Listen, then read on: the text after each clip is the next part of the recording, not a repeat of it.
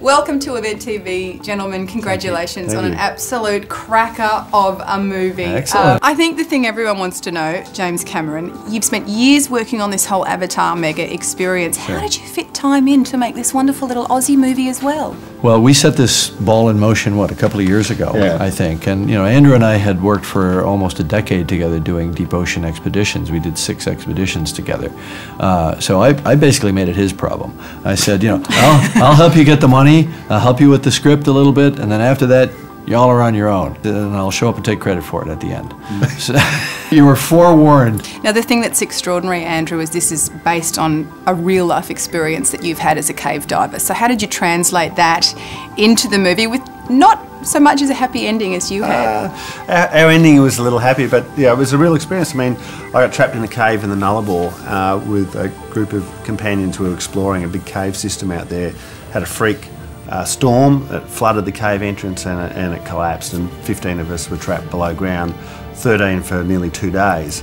And so, you know, it was a very near-death experience. I mean, literally there were many hours there I was thinking, well, the end is going to come soon, as the roof of the cave inched ever closer down.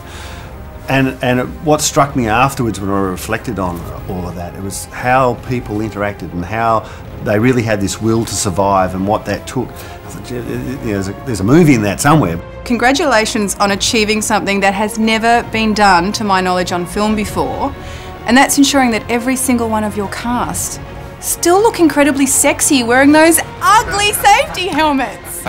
Now, was this the cast, James, or some sort of helmet action? It's the cast, you know. I mean, I think that when you have a good cast or great cast, as we did, you like them and you care about them. That's the most important thing.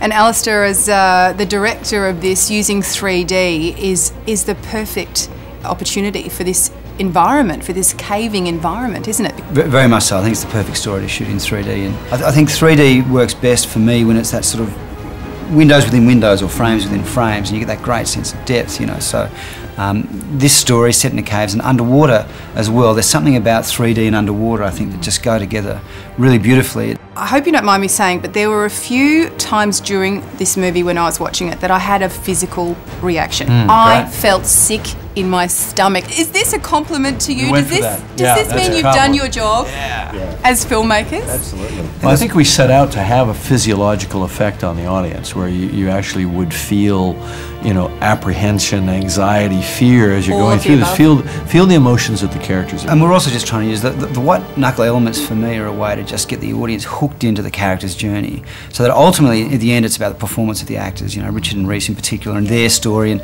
I think once you're aroused by the experience of the film, then it hooks you into their journey. Right. You can stay at the same depth as me, or your blood's going to fizz up like a dropped can of beer.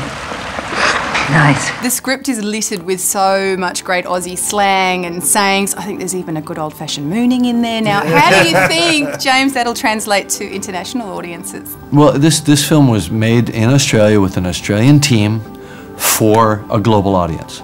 And we tested it. We never tested it here. We tested it in the States, and we never got any negative comments about it being sort of too Aussie, if you will. So they get our humour. They got the humour. They got the all the laughs are in the same place. So we see this as a global movie definitely for a global audience. Alistair, Andrew, I wanted to ask you, for any young filmmakers who are watching this interview, don't do it. Get a day job and forget it. That's right. Gentlemen, thank you so much for your time. Absolute cracker. Love the movie. Sanctum, it's in cinemas February 3rd.